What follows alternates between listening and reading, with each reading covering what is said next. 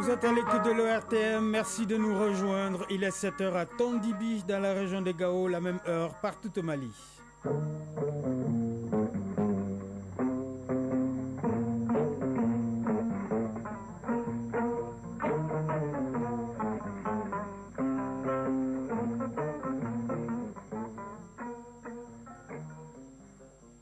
Le journal Kodi Sibi. Mesdames, Messieurs, bonjour. Le Premier ministre, le général de division Abdoulaye Maïga est attendu ce vendredi à Ségou pour des actions de développement. Le chef du gouvernement procédera notamment à l'inauguration du stade rénové de Ségou, au lancement du projet de réhabilitation et d'aménagement hydro-agricole Ndedougou 4 et à la pose de la première pierre du vestibule des chefs de village de la région. Le 13 février, c'est la journée mondiale de la radio, occasion pour les acteurs du domaine de magnifier le rôle crucial de ce puissant moyen de communication et de réfléchir au futur de l'outil. Cette 14e édition est célébrée sous le thème « La radio face aux enjeux climatiques ».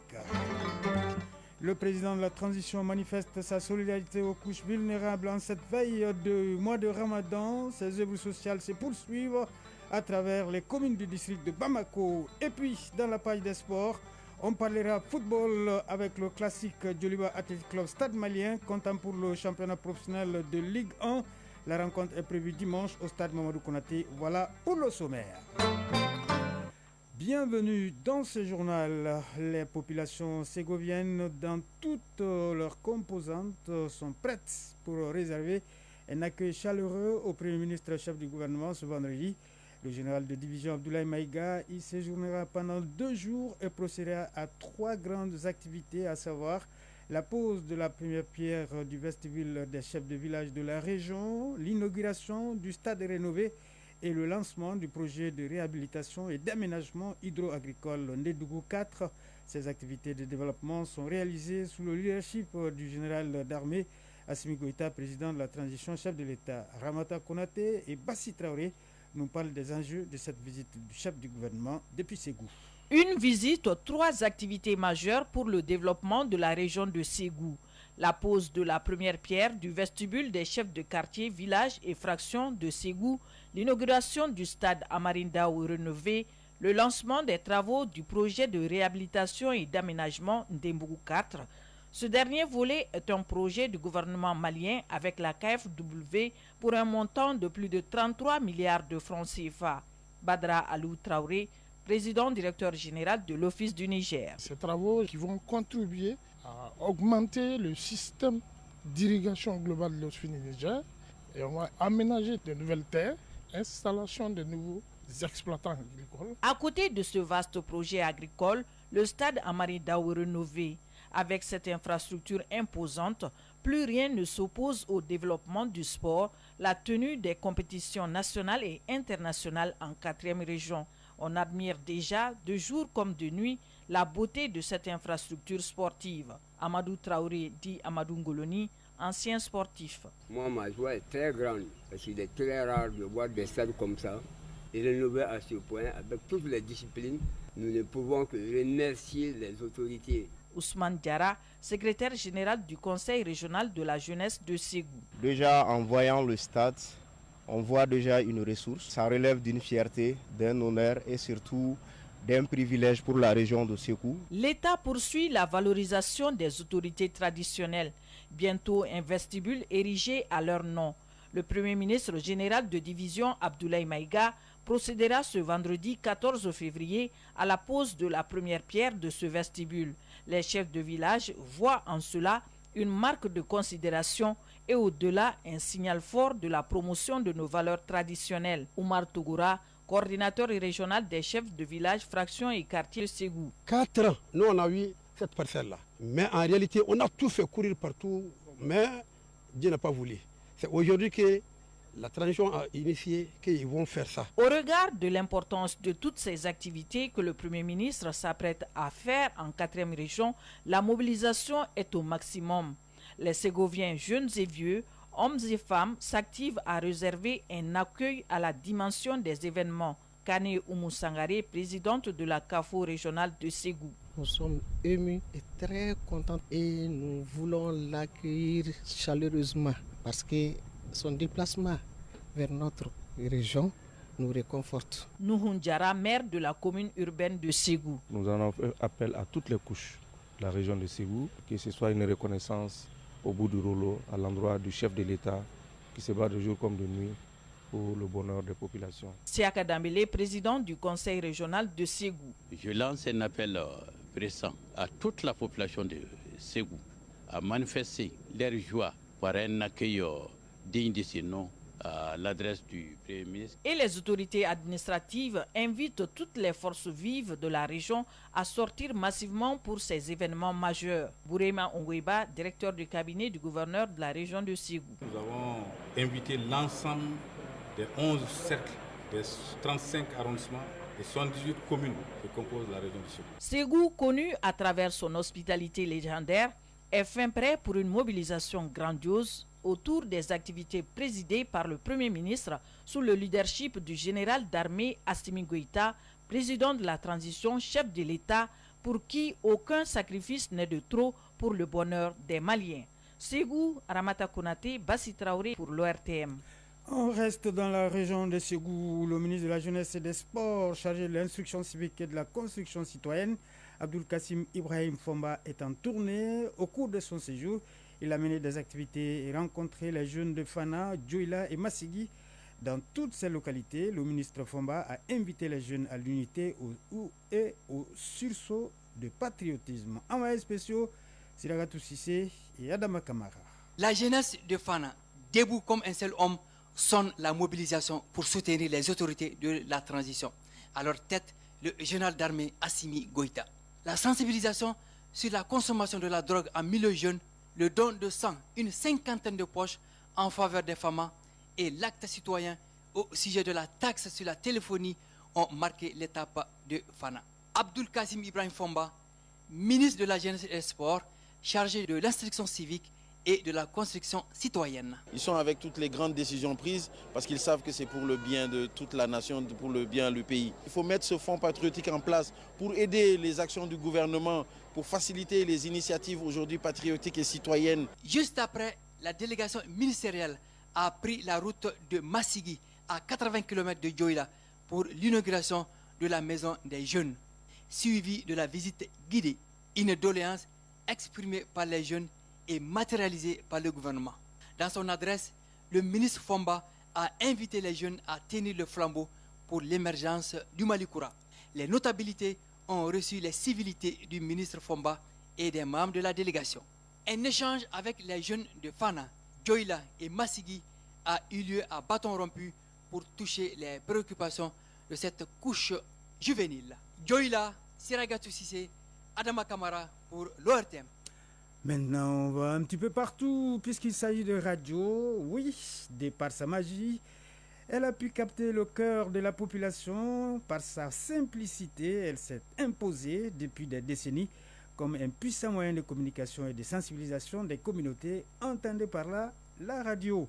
Oui, la radio, c'est cet outil puissant et efficace qui résiste au temps. Malgré l'avènement d'autres canaux de communication, ce jour 13 février est la date de la proclamation par l'UNESCO de la Journée mondiale de la radio, une journée au cours de laquelle les acteurs du domaine magnifient le rôle crucial que joue la radio et mènent des réflexions pour les possibilités futures de l'outil de communication.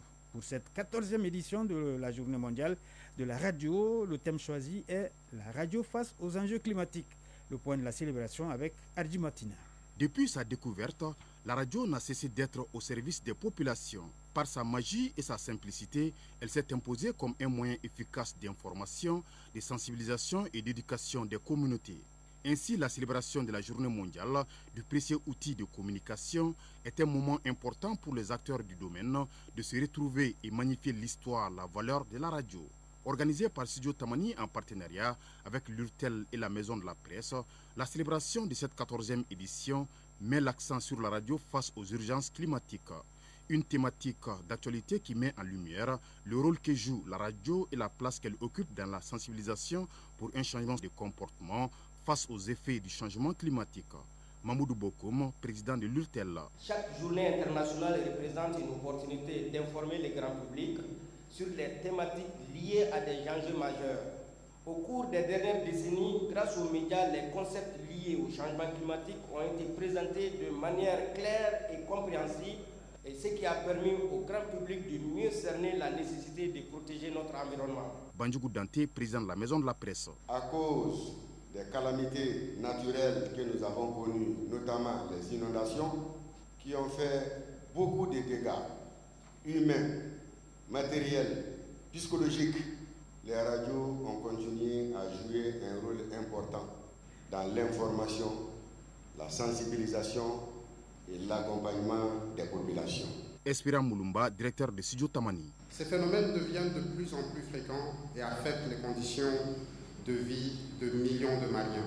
Dans ce contexte, la radio a un rôle primordial à jouer, celui d'informer les populations, d'amplifier les voix des acteurs du changement et d'encourager des actions concrètes pour un avenir plus durable. La journée est aussi un moment propice de mesurer le chemin parcouru et d'attirer les attentions sur les difficultés. Al-Qaïdi Amar Touré, secrétaire général du ministère de la Communication, de l'économie numérique et de la modernisation de l'administration. Au nom des plus hautes autorités du pays, je tiens à exprimer ma profonde gratitude à tous les acteurs du secteur radiophonique. Votre mission est essentielle et le gouvernement, conscient des défis auxquels vous faites face, s'engage à vous accompagner pour renforcer votre rôle dans la construction d'un Mali plus informé, plus résilient et plus uni. En tant que moyen de communication des masses, la radio connaît une histoire riche et tumultueuse. Et malgré l'avènement d'autres technologies, elle continue à marquer les esprits. 7h11. Les œuvres sociales du président de la transition se poursuivent. 150 ménages vulnérables de la commune 3 et 150 autres de la commune 4 viennent de recevoir des kits alimentaires composés de 50 kg de riz, 50 kg de mil, 50 kg de sucre et 20 litres d'huile alimentaire. Ces dons sont d'une grande utilité à la veille du mois de Ramadan selon les bénéficiaires. Batraoré. Des kits alimentaires étalés presque à perte de vue devant la mairie de la commune 3 du district de Bamako. Le président de la transition tend ainsi la main aux ménages en situation difficile. Moussa Konaté, Awa Tiro et Dilika Traoré sont désignés pour recevoir en premier lieu leur kit alimentaire. Il est composé de 50 kg de riz, 50 kg de mil, 50 kg de sucre et 20 litres d'huile alimentaire. Au total, 150 ménages vulnérables de la commune 3 sont les bénéficiaires de cette action du président de la transition à un moment crucial de l'année selon le maire qui parle au nom des citoyens de sa commune. Diré Mariam Diallo, maire de la commune 3 du district de Bamako. Cette donation présidentielle intervient à un moment très important. Il s'agit de la veille du mois sacré de Ramadan, mois de partage et de solidarité. L'appui du président de la transition se poursuit en commune 4 et Draman Koulibaly fait partie des 150 bénéficiaires de cette commune. Des céréales pour nous. Un président qui pense à ses concitoyens en leur apportant de quoi manger à la veille du mois de Ramadan est un bon leader. Nous le remercions et nous prions pour lui et pour le Mali. Agibou Dabélé, conseiller spécial du président de la transition. À l'approche du mois de Ramadan, le président a voulu apporter son aide, sa solidarité aux Maliens en général et aux plus démunis. Nous savons que le Mali traverse beaucoup de difficultés. Il y a eu des inondations, il y a beaucoup de fléaux. Le président de la transition a voulu apporter ses kits alimentaires, 150 kits par commune, tout ça pour atténuer un peu les charges du mois de Ramadan et demander aux bénéficiaires de faire beaucoup de bénédictions pour le pays et surtout pour ceux qui se battent pour nous. Et le conseiller spécial du président de la transition d'ajouter que cette opération va s'étendre et toucher 2500 ménages vulnérables.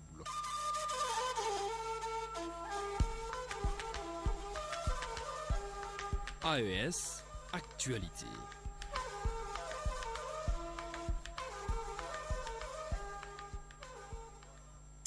Oui, l'actualité de l'AES, première escale, le Niger, réunion à Tillabéri du Conseil régional de sécurité autour du gouverneur de la région, le colonel Maïna Boukari.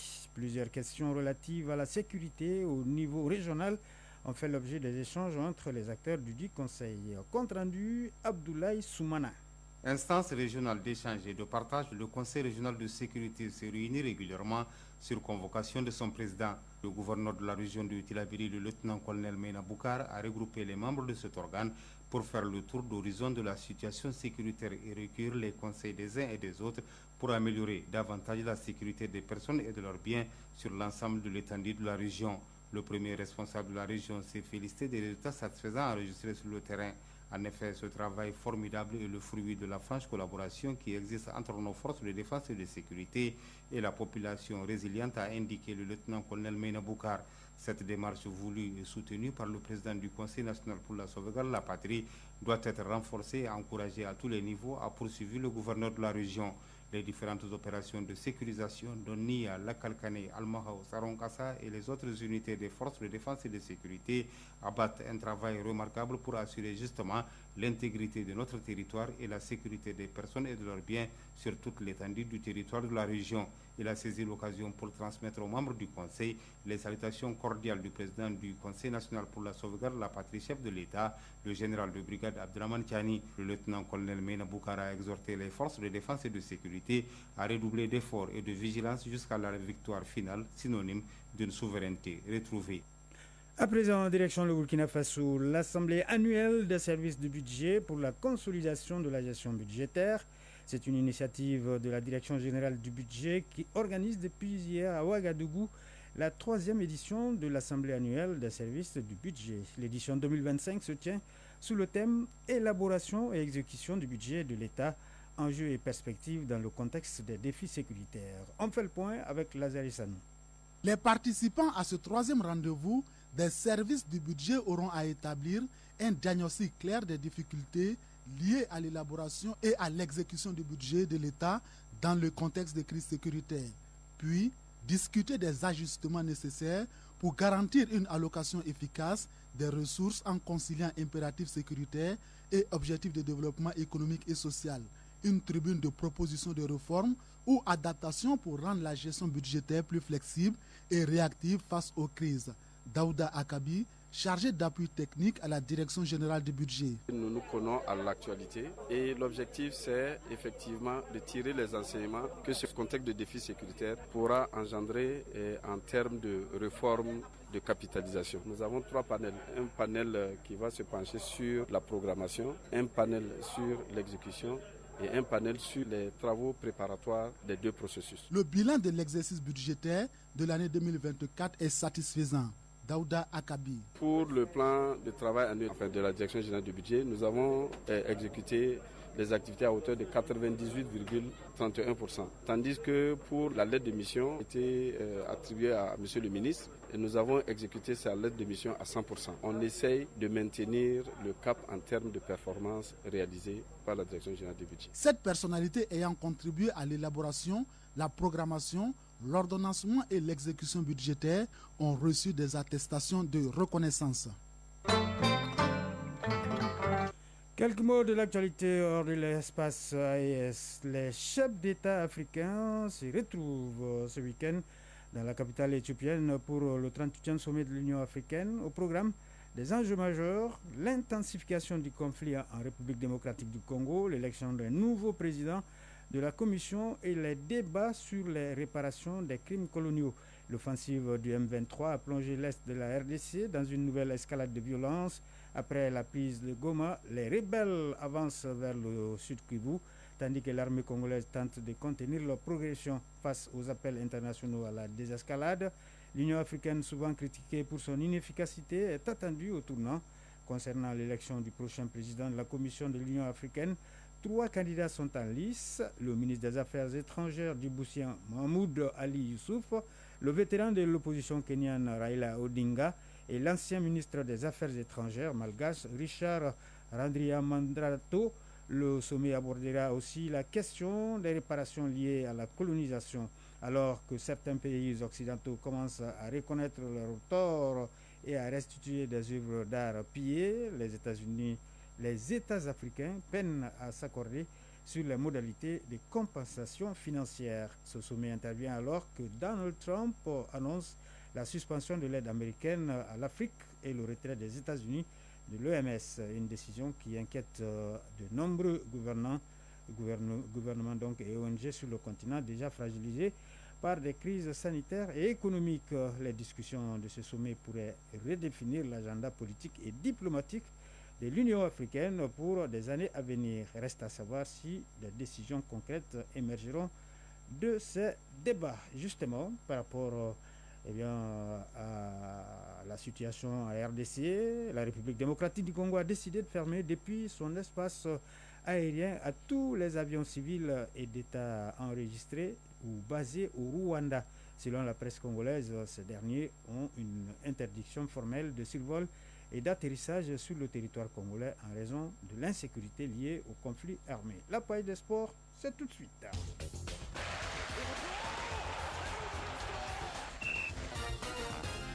Le week-end sera marqué par le derby du football malien. Le stade malien de Bamako affronte dimanche le Djoliba Athletic Club au stade Mamadou Konaté. C'est au compte de la 6e journée en retard du championnat national de football professionnel Ligue 1 Orange. L'actualité sportive reste dominée par l'inauguration du stade Amarindao de Ségou après sa rénovation. Prévue cet après-midi à 15h, la cérémonie d'inauguration sera présidée par le Premier ministre, ministre de l'administration territoriale et de la décentralisation, le général de division Abdoulaye Maïga. Le développement de l'actualité sportive avec Fotigui Tungara. Le stade Amarindao de Ségou est rénové sur instruction du président de la transition, sera inauguré cet après-midi. La cérémonie d'inauguration est placée sous la présidence du Premier ministre, ministre de l'administration territoriale et de la décentralisation, le général de division Abdoulaye Maïga. C'est toute la région qui se mobilise pour donner un cachet particulier à l'événement. Les échos avec nos envoyés spéciaux à Ségou, Sragatou Sissé et Adama Kamara. Ségou, la cité des Balanzans, est en ébullition. Elle s'apprête à accueillir ce vendredi 14 février 2025 un événement historique. La réception et l'inauguration du stade Amarindao rénové par le président de la transition chef de l'État, le général d'armée Assimi Goïta. Toutes les dispositions ont été prises en termes d'organisation. Le stade Amarindao respire la nouveauté. Moustapha Maïga, président de la Ligue régionale de football de Ségou. Nous sommes enthousiasmés d'avoir ce stade, ce joyau. C'est tout un honneur pour la ville de Ségou, pour la région de Ségou et particulièrement pour les acteurs que nous sommes. À Ségou, on veut donner à cette fête sportive une couleur. Adama Ousmane Traoré, membre de l'UNASAM, antenne de Ségou. On a une émotion parce que d'avoir ce stade-là, quand vous regardez les autres stades-là, c'est le plus grand stade. Donc ici, on peut dire que c'est un sport parce qu'il y a tout ici. Donc nous sommes très très ravis. Ce joyau de 15 000 places, relooké avec les commodités, est un cadeau du président de la transition à la jeunesse ségovienne. Ousmane Dao, porte-parole de la famille Amarindao. La famille est contente pour cette belle initiative qui est déjà de donner le nom du papa au stade et ensuite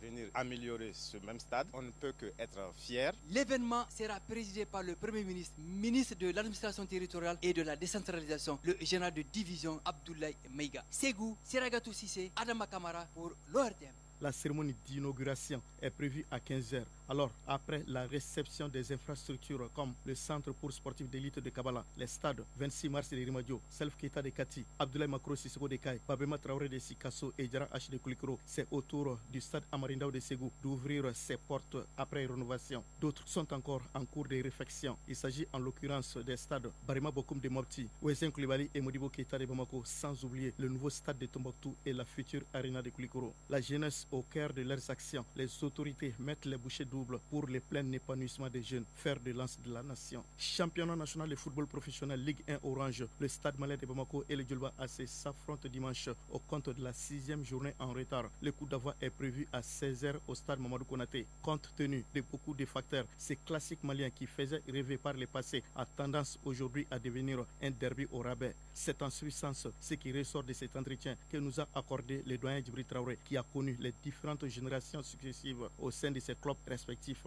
à travers les époques. Je vous propose de l'écouter. Depuis les premières heures de l'indépendance, ces deux clubs, quand ils se rencontrent, c'est indécis, quelle que soit la forme de l'un ou de l'autre. C'est dire simplement que les choses n'ont pas changé dans ce cadre-là, mais les acteurs ont changé, les talents ont changé. Ça joue sur le niveau du derby. Ce n'est plus comme avant, au moment où les Bourama Traoré, les Yaba, les Dioufolo, les Lassine Soumaoro, les Drissa Traoré Poker, les Ilyas Oumar Diko jouaient, et tant d'autres, les Ousmane Guino, les Mokhtar Sidibé, les Modibo 10, j'en passe. Je remonte encore dans le temps, quand le Colo National jouait, les Cheikh Fantamadi Diallo, les Mamadou Keïta, les Ito, les Sadia Sissi, les Moké Djane, les Yakouba Diarra Pelé, les Idrissa Koulibaly Negué, les MC, les Conti, les Lamindo. C'était un moment phare dans le football malien. Et tout le monde était pressé à ce que le jour du match arrive. Avant, c'était l'amour du club. Maintenant, ce n'est plus le cas. Donc, c'est vrai, il y a le nom derby, mais ce n'est plus comme avant, hélas. Ce classique ne fait plus rêver comme avant.